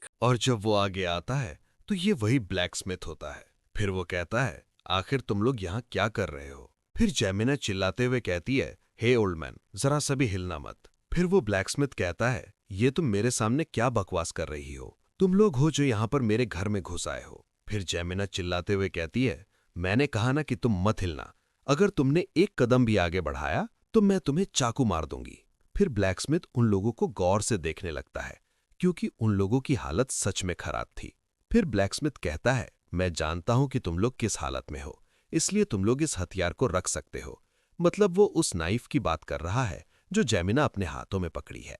फिर जेमिना अपने दांत को पीसती है और गुस्से से चिल्लाते हुए कहती है, मुझे तुम्हारी तलवार चाहिए। यह सुनकर ब्लैकस्मिथ कहता है, तुम्हारे कहने का क्या मतलब है? फिर जेमिना कहती है, मुझे तुम्हारी बनाई वो तलवार चाहिए जिसे तुमने अपने दुकान के बाहर टांगा था। सिटी के बाहर ऐसा कोई भी जगह नहीं है जो सेफ है, इसलिए मुझे वो तलवार दे दो। जिसे देखकर ब्लेड कहता है, जेमिना उस नाइफ को रख दो। लेकिन जेमिना चिल्लाते हुए कहती है, जल्दी से जल्दी उस तलवार को मेरे पास लेकर आओ। जिसे देखकर ब्लैकस्मिथ सोचता है, यही होता है एक गंदे बस्ती के लोगों का असली रंग। बिल्कुल, वो दूसरे की चीजों को छीनते हैं ताकि वो खुद जिंदा रह सके। मैं भी छोटा था तो मैं भी बिल्कुल ऐसे ही करता था। अब लगता है ऐसा करने की बारी इसकी है। फिर वो ब्लैकस्मिथ कहता है, मैं ऐसा बिल्कुल भी नहीं करने वाला। जेमिना जिस वजह से अपने आंखों में आंसू लिए काफी गुस्से से नाइफ को पकड़ के ब्लैकस्मिथ की तरफ जाने लगती है। जिसे देखकर ब्लेड उसे चिल्लाते हुए जेमिना कहकर रोकने की कोशिश करता है। फिर हमें ब्लैकस्मिथ को दिखाया जाता है जो अपनी आंखों को बंद करके ये बात मान लिया था कि वो आज मरने वाला है। फिर हमें दिखाया जाता है नाइफ अचानक घूमता है, जिसे देखकर ब्लेड भी काफी ज्यादा हैरान हो जाता है क्योंकि जेमिना ने अपने हाथों से ही अपने बालों को काट दिया था। जिसे देखकर ब्लैकस्मिथ भी काफी ज्यादा हैरान हो गया था। फिर हमें जेमिना को दिखाया जाता है जो अपने हाथों में बालों को पकड़े रोते हुए कहती है, मुझे पता है ये अभी के लिए काफी नहीं होगा, पर मैं ये कसम खा के कहती हूं कि मैं इसकी पूरी की पूरी कीमत को तुम्हें चुका दूंगी। फिर वो ब्लैकस्मिथ के सामने जमीन पर बालों को गिराते हुए कहती है, इसलिए प्लीज वो स्वॉर्ड को ब्लेड को दे दो। फिर ब्लैकस्मिथ गौर से देखने के बाद ब्लेड से पूछता है, क्या तुम सचमुच इस जगह को छोड़ के जा रहे हो? फिर ब्लेड कहता है, हाँ, मैं इस जगह को छोड़ के जा रहा हूं। फिर ब्लैकस्मिथ ब्लेड को देखते हुए सोचने लगता है, एक चीज जिसका सपना मैं पूरी जिंदगी भर देखा करता था, आज ये वो लड़का पूरा करने वाला है। पर बदकिस्मती की बात है कि इसने उड़ान भरने के लिए अभी तक अपने पंखों को पूरी तरह से नहीं फैलाया है। फिर वो ब्लैकस्मिथ अपने सिर पर हाथ रखते हुए कहता है, सच में तुम बच्चों ने मेरे लिए काफी बड़ी मुश्किल खड़ी कर दी है। तुम लोग मेरे पीछे पीछे आओ। फिर हमें एक कचरा गाड़ी दिखाया जाता है जिसे वही ब्लैकस्मिथ लेके जा रहा होता है और उसके साथ पीछे पीछे जेमिना भी थी और असल में उस कचरे में ब्लेड छुपा हुआ है। फिर जेमिना कहते हैं, इसमें काफी बदबू आ रहा है। फिर वो ब्लैकस्मिथ कहता है, बस कुछ देर और फिर हम वहां पहुंच जाएंगे। फिर उसे अचानक एक आवाज सुनाई देती है जो कहता है, हे बूढ़े आदमी, तुम कहाँ जा रहे हो?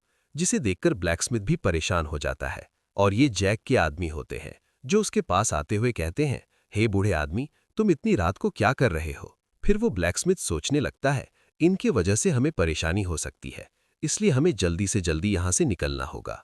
फिर जैक का एक आदमी कहता है, तुम इतनी रात को कचरा लेके कहाँ जा रहे हो? फिर वो ब्लैकस्मिथ चिल्लाते हुए कहता है, तुम बेवकूफ कीनों ने अपने लड़ाई के वजह से सभी के सभी रास्ते को ब्लॉक करके रखा है और मेरा घर कचरों से भरा बदबू दे रहा है, तो मैं इस कचरे को कहाँ फेंकने जाऊंगा? फिर जैक का आदमी कहता है, तुम तो काफी जल्दी गुस्सा हो जाते हो। फिर उसका नजर पीछे खड़े जेमिना की तरफ जाता है। फिर वो कहता है, ये पीछे खड़ा कौन है? मुझे तो लगा था कि तुम अकेले काम करते हो। फिर वो ब्लैकस्मिथ चिल्लाते हुए कहता है, मैं थक गया था इसलिए मैंने ब्लेड देकर इसे अपने काम पर लगाया है। अगर ये कचरे गाड़ी को धक्का नहीं देगा तो क्या तुम कचरे गाड़ी को धक्का दोगे? फिर वो लड़का कहता है, तुम्हारा ठीक है क्योंकि तुम यहाँ अकेले ब्लैकस्मिथ हो, लेकिन मुझे इसको चेक करना होगा कि ये कौन है। और वो अपने स्वॉर्ड को निकाल के उसके पास जाने लगता है। फिर वो स्वॉर्ड को उसके हुड्डे में फंसाकर कहता है, तुम जरा भी मत हिलना, अगर तुम हिले तो तुम मारे जाओगे। फिर वो स्वॉर्ड से उसके हुड्डे को काट देता है। जिसे देखकर तो ब्लैकस्मिथ भी काफी परेशान हो गया था कि कहीं हम पकड़े न जाएं। लेकिन जेमिना का बाल कटने की वजह से उसका चेहरा लड़के के जैसे दिख रहा था, इसलिए वो पहचान में नहीं आ रही थी। जिसे देखकर वो लड़का कहता है, ठीक है, तुम लोग यहाँ से जा सकते हो। फिर वो ब्लैकस्मिथ चिल्लाते हुए कहता है, तुम इसमें किसे ढूंढ रहे थे? क्या जॉर्ज का वो सुनहरे बालों वाला लड़का? हम लोगों ने तो उसकी बॉडी को भी नहीं देखा है। फिर वो ब्लैकस्मिथ जाने की बात करता है तो वो लड़का कहता है, एक और चीज करना अभी बाकी है। फिर वो अपने साथी को कहता है, इस कैरेज को चेक करो। इस बात को सुनकर ब्लेड सतर्क हो जाता है, लेकिन इस बात से जेमिना और वो ब्लैकस्मिथ बहुत घबरा जाते हैं। फिर वो लड़का अपने साथी को कहता है, इस कचरे को अच्छे से चेक करना, और उसका साथी कचरे को चेक करने के लिए आगे की तरफ बढ़ने लगता है। जिसे देखकर वो ब्लैकस्मिथ मन ही मन सोचने लगता है, क्या उसे कहीं और जाना चाहिए था? लेकिन इसके अलावा और कोई दूसरा रास्ता नहीं है जिससे वो यहाँ से बाहर निकल सकता है। फिर वो आकर कचरे की तरफ देखता है। फिर उसका ध्यान जेमिना की तरफ जाता है। वो जेमिना को देखकर पहचान जाता है, लेकिन वो कुछ भी नहीं बोलता। फिर वो दोनों सिर झुका लेते हैं। फिर वो कहता है, प्लीज मुझसे नफरत मत करना, क्योंकि ये मेरा काम है जो मुझे करना ही पड़ेगा।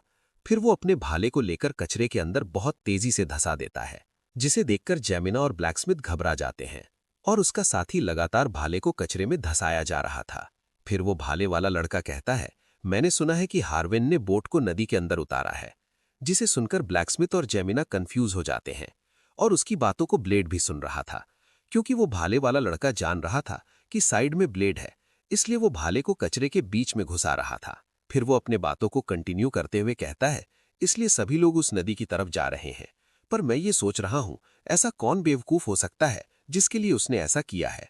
असल में वो ऐसा कहकर ये बताने की कोशिश कर रहा था कि हार्विन ने ब्लेड के यहां निकलने के लिए बोट को नदी में उतारा है, और वो ये कहकर अपने भाले को निकाल लेता है और कहता है, ठीक है, अब तुम लोग यहां से जा सकते हो। ब्लैकस्मिथ उसके तरफ देखकर मन ही मन सोचने लगता है, आखिर उसने हमारी मदद क्यों की। और वहां पर वो भाले वाला लड़का सोचने लगता है, जो 40 सिल्वर कॉइन जो तुमने मेरे भाई के ऊपर उधार किया था, उसकी कीमत मैं अब चुका चुका हूं। अब आगे का रास्ता तुम्हें खुद तय करना होगा। और ये बात ब्लेड भी समझ गया था कि वो जानता था कि कचरे के अंदर मैं हूं, इसके बावजूद भी उसने मुझे जाने दिया, इसलिए वो मन ही मन उसे जाते हुए शुक्रिया कहता है। फिर वो लोग थोड़ी देर बाद एक जगह पर पहुंच जाते हैं, जहां ब्लैकस्मिथ कहता है, यही वो जगह है जहां पर कचरा फेंका जाता है।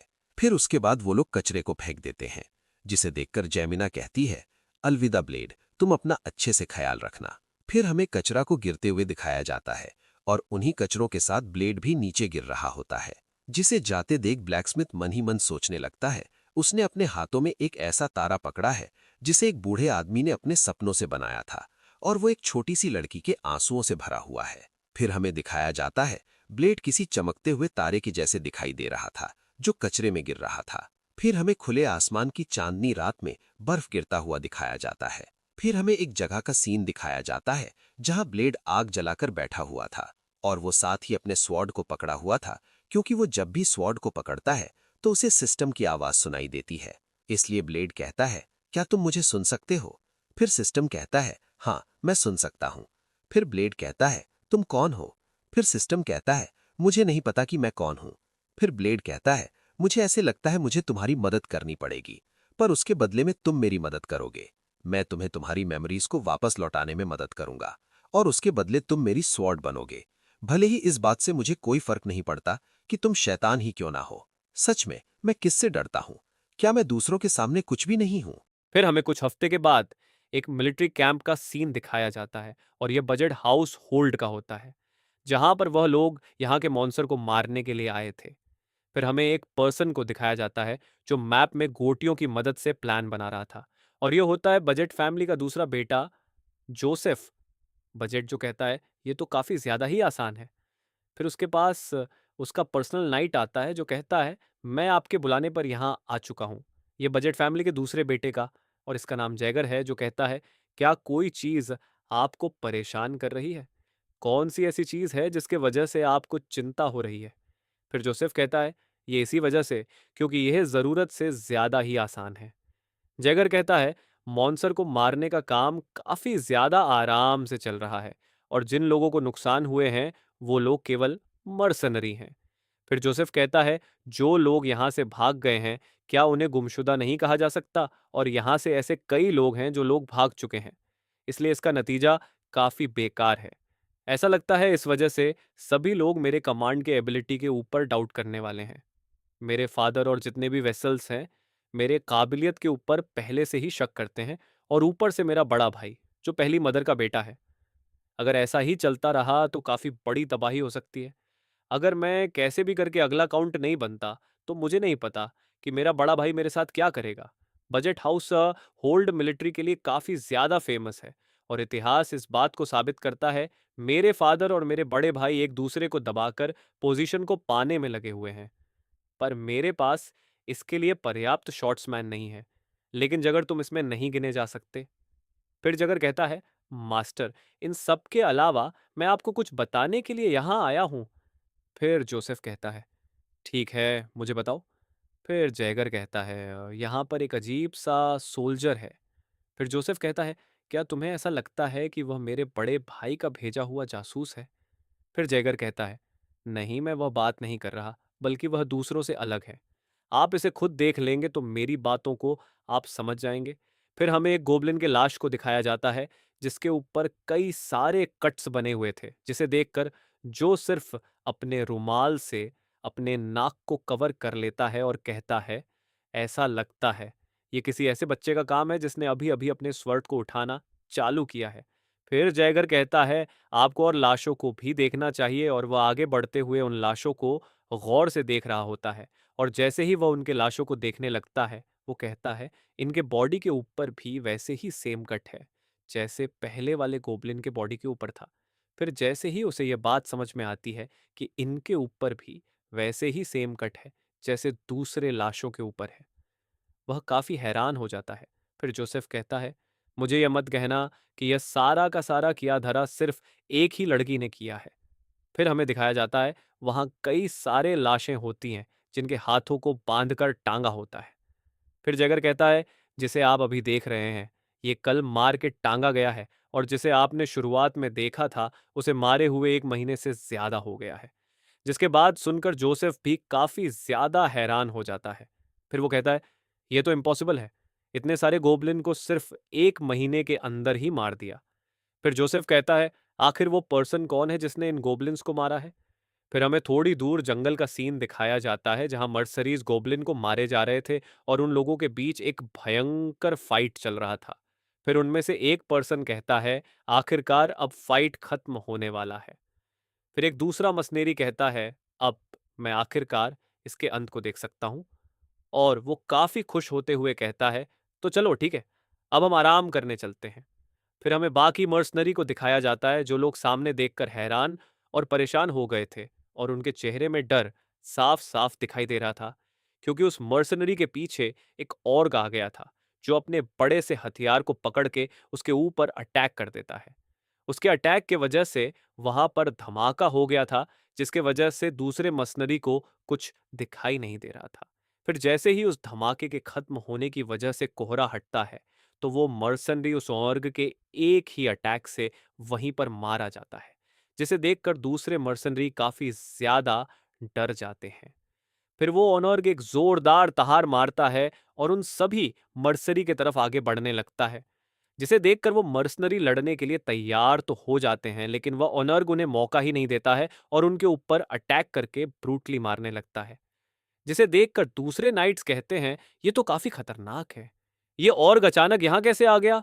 इसने हमारे 5 ग्रुप को तो बहुत जल्दी ही खत्म कर दिया। और वो लोग वहां से पीछे भागने लगते हैं। उन्हें भागता देख उनका बॉस कहता है, तुम लोग क्या कर रहे हो? जल्दी से उसके पास जाओ और उसे सभी लोग मिलकर मार दो। जिसकी बात सुनकर वह मर्सनरी कहते हैं, हमें नहीं पता था कि यहाँ एक ऑर्ग आ जाएगा। अगर तुम्हें ऑर्गों को मारना ही था तो तुम्हें महंगे मर्सनरीज को बुलाना चाहिए था। हम लोग यहाँ से जा रहे हैं। अगर तुम्हें उसे मारना है तो तुम उसे खुद ही मार लो। ये सुनकर उनका बॉस उन्हें गाली देता है और गुस्से में अपने स्वर को बाहर निकालता है। पर उसके स्वर निकालने से पहले उसके पास मर्सनरी फेंकाते हुए गिरता है। फिर हमें ऑर्गो को दिखाया जाता है जो लोगों को ब्रूटली मार रहा होता है और गुस्से से दहाड़ रहा होता है, जिसे देखकर तो वह बॉस भी डर जाता है और घबराते हुए वह अपने स्वर को फिर से मयान के अंदर डाल देता है। फिर वहीं पर एक पर्सन चलते हुए आता है जिसका स्वर्ड और उसके गोल्डन हेयर को देखकर आप समझ ही गए होंगे कि यह हमारा ब्लेड है, जो उन लोगों के बीच चलते हुए आता है। जिसे देखकर एक मर्सनरी कहता है, ये कौन है? तो दूसरा मर्सनरी कहता है, ये रहमन है। तो ब्लेड अभी नकली नाम के साथ मर्सनरी का काम कर रहा है। फिर ब्लेड आगे बढ़ता है और अपने स्वर्ड को निकालते हुए कहता है, इसे मैं अकेले संभाल लूंगा। फिर ब्लेड अपने स्वर्ड को पकड़कर उसके तरफ बहुत तेजी से अटैक करने के लिए आगे बढ़ने लगता है, जिसे आता देख ओनर्ग भी देख लेता है। पर ब्लेड उसे मौका नहीं देता है और उसके पेट के ऊपर अपने स्वर्ड से एक स्लैश मार देता है, जिसके वजह से वहां पर एक हल्का कट हो जाता है, जिसे देखकर ऑर्क बहुत ज्यादा गुस्सा हो जाता है और वह घूमकर अपने हथियार से ब्लेड के ऊपर अटैक कर देता है। तभी सिस्टम कहता है, तुम्हारे ऊपर ऑर्क अटैक करने वाला है, तो उससे बचो। जिसे आते देख ब्लेड थोड़ा हैरान होता है, लेकिन वह उसे सही समय पर डच कर लेता है। फिर ब्लेड अपने आप को संभालते हुए कहता है, मैं इस बार भी फेल हो गया। फिर सिस्टम कहता है, तुम काफी बड़े बेवकूफ हो, ये बताने के बावजूद भी कि तुम्हें क्या क्या करना है। फिर ब्लेड मन ही मन सोचने लगता है, अगर मैं मात्र बताने से ही सब चीजों को कर लेता तो क्या मैं जीनियस नहीं होता। फिर ब्लेड कहता है, मैं एक लंबा रास्ता लेने वाला हूं। फिर ऑर्ग अपने हथियार को पकड़े चिल्लाते हुए ब्लेड की तरफ आने लगता है, और वह जैसे ही आकर ब्लेड के ऊपर अटैक करता है, ब्लेड झुककर बच जाता है और वह ऑर्ग ब्लेड के ऊपर ऐसे ही लगातार अटैक करने लगता है। लेकिन ब्लेड उसके हर अटैक को डच करके बच जाता है, जिसके वजह से उस ऑर्ग का गुस्सा सातवें आसमान पर चले जाता है और वह अपने हथियार को पकड़ के ब्लेड के ऊपर जबरदस्त अटैक कर देता है, जिसकी वजह से वहां पर एक धमाका होता है। जब वहां का कोहरा हटता है तो वह देखता है कि उसके हथियार के नीचे ब्लेड तो है ही नहीं, जिसे देखकर तो गोबलिन भी हैरान हो जाता है। लेकिन अचानक से उसके पीछे से ब्लेड आता है, जो उसके ऊपर अटैक करने के लिए पूरे तरीके से तैयार होता है, जिसे महसूस कर घबराते हुए ऑर्ग के पीछे देखता है। लेकिन ब्लेड अपना अटैक को उसके ऊपर कर चुका था। फिर उसके बाद हमें जोसेफ दिखाया जाता है, जहां उसका पर्सन लाइट जैगर होता है, जो कहता है उसका नाम प्रयंग डममान है। फिर जोसेफ कहता है, जल्दी से जल्दी उस पर्सन के बारे में जानकारी को इकट्ठा करो। फिर वह सोचता है, इस पर यकीन करना काफी मुश्किल है, इन सभी के काटने का पैटर्न बिल्कुल सेम है। इस बात पर भरोसा करना मुश्किल है कि वो पर्सन जिसने 1 महीने पहले ही अपने स्वर्ड को उठाया है, वह इतना जल्दी अपने स्वर्ड के पात के ऊपर चलना चालू कर दिया है। अगर यह बात पूरी तरह से सच है, तो वह सच में काफी ज्यादा टैलेंटेड है। फिर थोड़ी देर बाद दिखाया जाता है, सभी गोबलिन के लाशों को कैरेज में इकट्ठा कर रहे थे। फिर वहीं पर एक पर्सन कहता है, ये सभी लोग कचरा है। मुझे लगा यहाँ पर एक और को गोबलिन था, तो जरूर कुछ ना कुछ खास होगा। फिर एक गोथे नाम का लड़का ब्लेड के पास आता है और कहता है, बॉस आपने तो कमाल कर दिया। ब्लेड कहता है कि फालतू की बातें करने के जगह तुम्हें जितने मॉन्स्टर्स को मैंने मारा है उसे कैरेज के ऊपर लोड करो। फिर गोथे कहता है, मैंने ऑलरेडी कर दिया है, और ऐसा कौन ही होगा जो आपके हाथों से मारे गए मॉन्स्टर को छूने की हिम्मत करे। फिर वह कहता है, इसके अलावा आप कुछ और भी करना चाहेंगे। मेरा मतलब है, आप कोई और काम मेरे साथ करना चाहेंगे, क्योंकि आपके शॉर्टमैनशिप के टैलेंट और मेरा दिमाग को मिला दिया जाए तो हम कुछ और भी काम कर सकते हैं। फिर ब्लेड कहता है, मैं किसी भी फ्रॉड के साथ काम करने पर बिल्कुल भी भरोसा नहीं करता। यह सुनकर गोथे को गुस्सा आ जाता है और वह कहता है, तुम मर्सनरी की तरह हमेशा यहाँ काम नहीं कर सकते।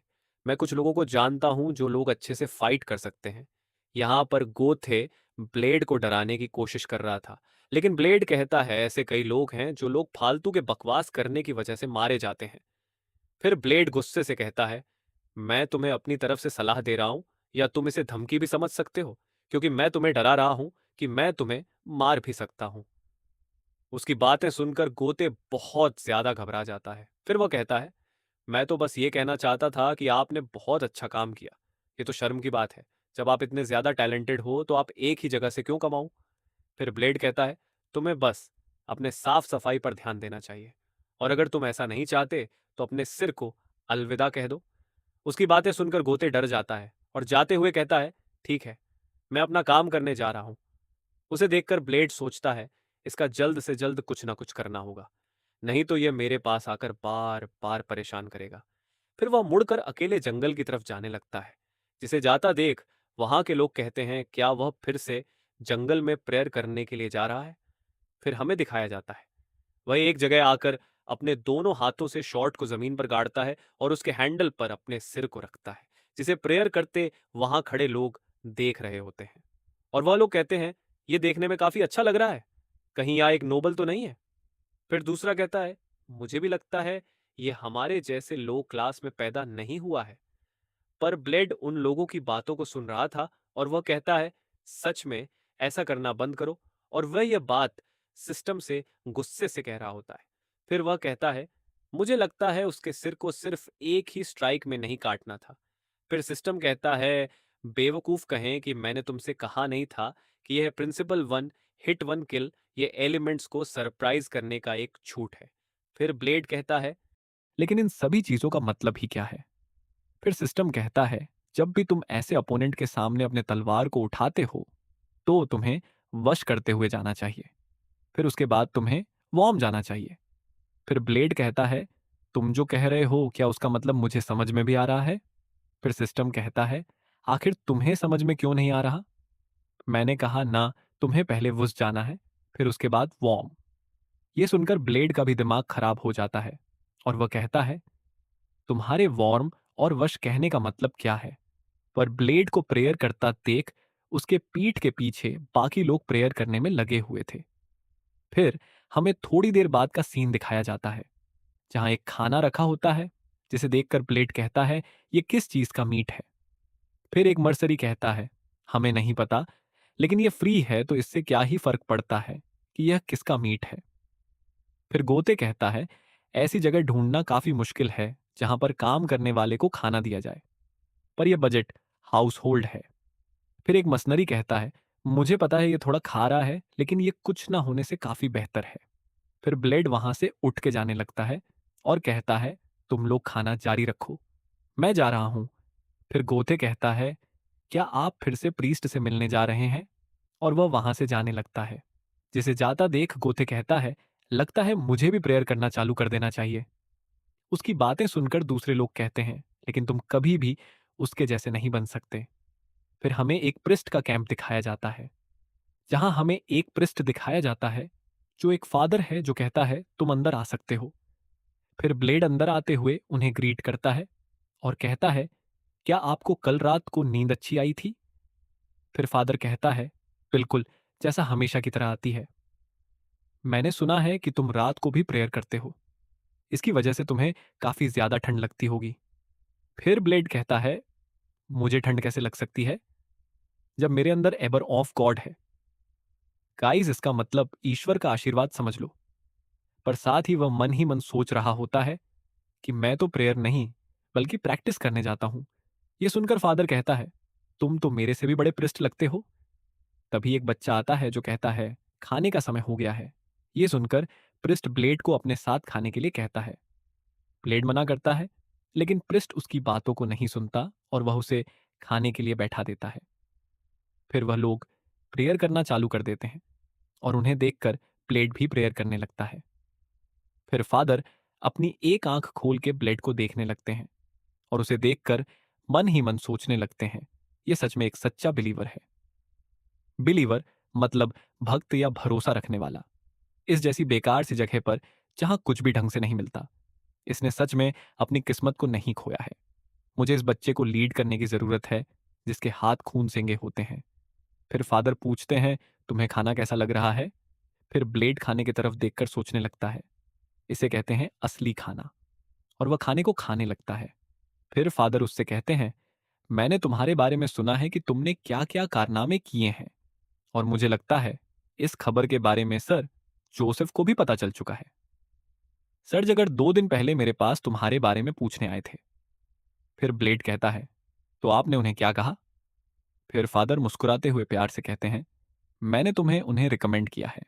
मैं भी तुम्हें आगे बढ़ते हुए देखना चाहता हूं। यह बात सुनकर ब्लेड भी काफी हैरान हो जाता है। फिर फादर कहते हैं, पैजेड हाउस होल्ड नॉर्थ की एक बड़ी फैमिली है, इसलिए तुम वहां जितना ज्यादा मेहनत करोगे उसका उतना ही अच्छा नतीजा तुम्हें मिलेगा, और मुझे तुम पर भरोसा है कि तुम इसे कर सकते हो। इसकी वजह से तुम काफी आगे बढ़ सकते हो। और उसकी बातों को सुनकर ब्लेड भी काफी हैरान हो जाता है। फिर हमें जंगल का सीन दिखाया जाता है जहां ब्लेड प्रेयर के पोस्ट को लेकर सिस्टम से बात कर रहा था। फिर ब्लेड कहता है, मैंने इतने आगे के बारे में सोचा ही नहीं था। फिर सिस्टम कहता है, हमारे पास कोई और दूसरा चॉइस नहीं है। फिर सिस्टम कहता है, तुम मेरे स्वर्डमैनशिप को तभी सीख सकते हो जब तुम रियल एक्सपीरियंस का इस्तेमाल करोगे। शायद अभी के समय सबसे बड़ा प्रॉब्लम यह है कि तुम प्रीस्ट के काफी करीब हो। फिर ब्लेड कहता है, मैं इस चीज पर ध्यान दूंगा। फिर सिस्टम कहता है, अब आखिरकार तुम्हें लगने लगा है कि मैं कोई ईविल बीइंग नहीं हूं। फिर उसे फादर की बात याद आने लगती है जो कहते हैं, अगर किसी के पास इतना ज्यादा रेपुटेशन है और उसके अंदर ग्रेट डिवाइन पावर है तो वह एक वर्शिप के गॉड के टाइटल को पाने के काबिल है। फिर ब्लेड कहता है, इन सभी चीजों को छोड़ो, मुझे ऐसे लगता है कि हमें यहां से भाग जाना चाहिए। फिर सिस्टम कहता है, लगता है उन्होंने अपनी आंखों पर पट्टी बांध रखी है। इसलिए वह लोग तुम्हारी नकली पहचान को भी असली मान चुके हैं, क्योंकि तुम्हारी स्किल्स काफी ज्यादा अच्छी है। फिर ब्लेड कहता है, कुछ ही समय के बाद है जब उन्हें पता चल जाएगा कि मैंने एक मर्सरी को मारा है जो कुछ चुरा के भाग रहा था। फिर मेरे ऊपर नकली पहचान नहीं, बल्कि एक मर्डर का भी केस लग जाएगा। फिर सिस्टम कहता है, तुम सच में एक बुरे आदमी हो। फिर ब्लेड गुस्से से सिस्टम को कहता है, ये सब करने में तुमने भी मेरा साथ दिया है। फिर सिस्टम कहता है, सच में हमें भाग जाना चाहिए, क्योंकि इसे सेल्फ डिफेंस तभी माना जाएगा जब इस बात को साबित करने के लिए कोई गवाह हो। फिर ब्लेड कहता है, मुझे लगता है हमें आज रात को ही भाग जाना चाहिए, और अगर हमारे साथ कोते भी चलता है तो हम उसे यूज करके अपनी नकली पहचान बनाए रख सकते हैं। फिर सिस्टम कहता है, लेकिन इस वजह से हमें काफी ज्यादा मुश्किलों का सामना करना पड़ सकता है। ब्लेड इसी के बारे में सोच रहा होता है। फिर सिस्टम उससे कहता है, कोई तुम्हारे पास आ रहा है और वह कम से कम एक एडवांस नाइट है। उसकी बातें सुनकर ब्लेड अपने स्वर्ड को पकड़कर पीछे की तरफ तेजी से मुड़ता है, और यह बैज फैमिली के दूसरे बेटे का पर्सनल नाइट जैगर होता है। और ब्लेड अपने स्वर्ड को हाथों में पकड़े फाइट करने के लिए तैयार था, जिसे देखकर जैगर सोचने लगता है, इसने मेरे प्रेजेंस को महसूस कर लिया। यह तो मेरी उम्मीद से भी ज्यादा बेहतर है। फिर जैगर कहता है, सर, जोसेफ तुमसे मिलना चाहते हैं। फिर ब्लेड मन ही मन सोचने लगता है, मुझे इतना हिचकिचाने के जगह पहले ही यहां से भाग जाना चाहिए था। अगर मैंने यहां सही से बर्ताव नहीं किया तो मैं सच में काफी बुरी तरीके से फंस जाऊंगा। फिर ब्लेड कहता है, उनसे मिलना मेरे लिए काफी गर्व की बात है। फिर जैगर कहता है, क्या तुम्हें पहले से ही पता था कि मैं यहां आने वाला हूं? फिर ब्लेड कहता है, मैंने आपके बारे में फादर से सुना था, लेकिन मुझे लगा नहीं था कि आप इतना जल्दी यहां आ जाओगे। फिर उसे देखकर जैगर सोचने लगता है, यह काफी ज्यादा इंटरेस्टिंग है। इसके जैसा छोटा सा लड़का मुझसे जरा भी नहीं डर रहा। फिर जैगर कहता है, मेरे साथ आओ। फिर ब्लेड सिस्टम से कहता है, क्या मुझे यहां से भाग जाना चाहिए? फिर सिस्टम कहता है, अगर तुम सिर्फ 3 कदम ही आगे बढ़ाओगे, उससे पहले यह नाइट तुम्हारे सिर को धड़ से अलग कर सकता है, तो यहां से भागने के बारे में सोचना भी मत। फिर ब्लेड कहता है, लगता है मेरे पास इसके साथ जाने के अलावा और कोई चॉइस नहीं है। फिर उसके बाद हमें जोसेफ के कैंप का सीन दिखाया जाता है, जहां जोसेफ कहता है, कम से कम मुझे तुमसे मिलने का तो मौका मिला।